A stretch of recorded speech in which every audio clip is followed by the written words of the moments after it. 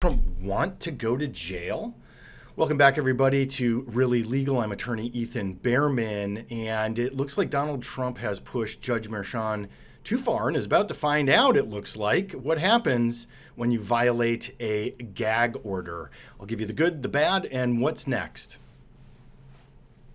So let's start with the basics here. I mean, we're still talking about the hush money case related to the $130,000 payoff of Stormy Daniels. This is a criminal case in New York State courts. Donald J. Trump is charged with 34 counts of falsifying business records in the first degree in violation of New York Penal Law, Section 175.10. This goes back to the 2016 election. And that trial is set to commence here to start on April 15th. Less than 2 weeks now, they're going to begin jury selection. And as you know, Donald Trump has been going on the attack, attacking the judge, attacking the court clerk, apparently attacking the judge's family, among others. And it's become such a problem that the state moved back in February to get a gag order put in place. So that is something, as I've talked about in previous videos, which I encourage you to go back and watch, is a very serious balancing between First Amendment rights and the necessity of the court and everybody who's involved in the judicial system to be able to do their jobs in an orderly fashion without fear of being murdered, attacked, threatened, etc. So that's the gag order that was then granted last week, March the 26th, 2024, by Judge Merchan in this case. So now we have to talk about the expansion of the gag order. So what happened was Donald J. Trump then went on his social media platform and started attacking the judge's own daughter. And so the prosecutors in the case last week on March the 28th filed a motion to clarify and expand the gag order. And it's very interesting because not only did that happen in this pre-motion letter, which I'm going to read to you from the ruling from yesterday, April 1st, 2024, here in just a second, but it also affects the jurors, and this becomes a much bigger issue. So let me read you this little piece from the ruling on April 1st from Judge Merchan. The threats to the integrity of the judicial proceeding are no longer limited to the swaying of minds, but on the willingness of individuals, both private and public, to perform their lawful duty before this court. This is evidenced by the people's representations that, quote, multiple potential witnesses have already expressed grave concerns about their own safety and that of their family members should they appear as witnesses against defendant. That's from People's March 28th motion letter, pre-motion letter. It's no longer just a mere possibility or a reasonable likelihood that there exists a threat to the integrity of the judicial proceedings. The threat is very real. I want to stop for just a second. The threat is very real. The threat is very real.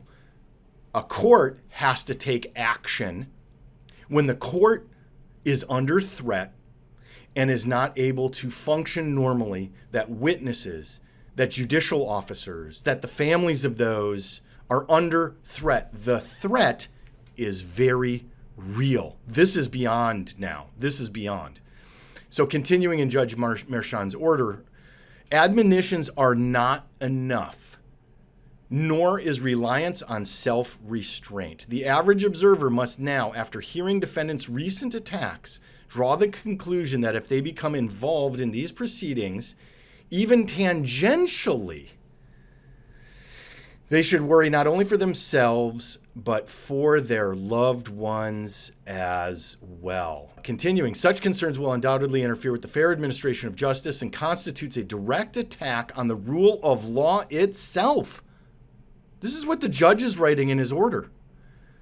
Constitutes a direct attack on the rule of law itself. Again, all citizens called upon to participate in these proceedings, whether as a juror, a witness, or in some other capacity, must now concern themselves not only with their own personal safety, but with the safety and the potential for personal attacks upon their loved ones.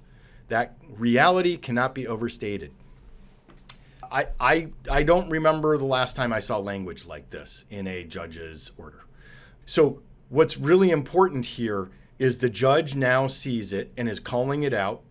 In all the other cases, like Judge Engeron, which was a civil case, and it's really important to note the difference between a civil case and a criminal case. And in the Engeron case, that's the Letitia James fraud against the Trump Organization case, it also was only a judge. It's called a bench trial. There was not a jury determining what's called the fact finder. There was no jury there as the fact finder. It was Judge Engeron. So you didn't have a jury to worry about. And that's what becomes, I think, an even bigger issue in this expanded court order, this gag order from yesterday from Judge Merchan, is the fact that the court is addressing jurors as well. So it's really important to note here that further down in the order, that the state had asked back on the February 22nd motion that he be expressly warned that any statutory right he may have to access to juror names will be forfeited by continued harassing or disruptive behavior. And now the court, that was in a supplement, from April 1st that they filed. And now the court says the judge is granting the people's motion. Trump doesn't get to know the jurors' names now. And this happens in like violent criminal trials with gangs, with mobsters, with anything like that where the jurors' lives might potentially or realistically be potentially threatened. That has now been granted in this Trump criminal trial in New York City related to the Stormy Daniels hush money. This is unbelievable.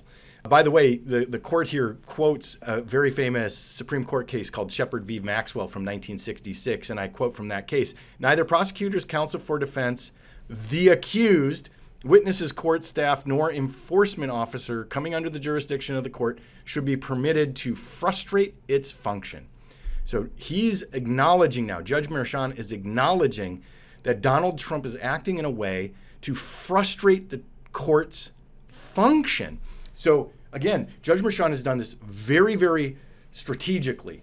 You start with warnings, you start with admonitions, you give a simple gag order, you expand the gag order. Now you can't get the jurors' names, and by the way, it now covers the family of anybody involved in this trial as well, this gag order.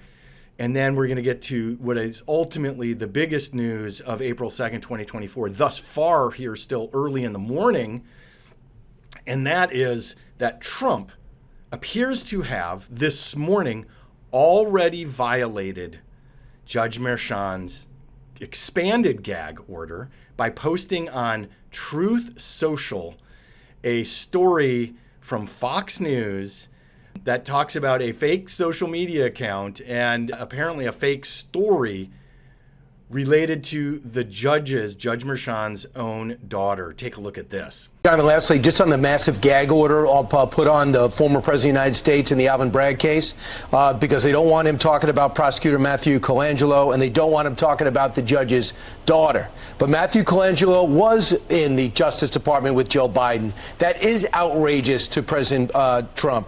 Also, the fact is, the judge's daughter is a activist who works for Kamala Harris, and there was some dispute on whether she did have a picture up on a website with Donald Trump behind bars. That, to me, is something that if I'm Donald Trump, I'm a little concerned about, that the judge has a daughter who feels this way. Yeah, I've actually been opposed to gag orders for years, particularly efforts to gag you, Brian. So now it looks like Donald Trump is quite likely to go to jail for violating the gag order. There could be fines as well. And so the good out of this is it looks like the court is going to be left with no option to put Donald Trump either in jail and or fine him. And he could fine him rather extensively for continuing to violate the gag order. This appears to be a violation of it already early this morning. The bad is Donald Trump will fundraise off of if he gets put in jail. He will fundraise off of getting a fine. So that's the bad of this. And it's also going to make it very difficult. It opens up an avenue for an appeal, which could slow this case down. I'm not sure in New York state law about interlocutory appeals regarding violation of a gag order, so I can't speak to that specifically. I'll try and address it in a later video. But what's next is determining, we're going to find out in the next few hours if Donald Trump's going to be going to jail or getting a huge fine. Wow.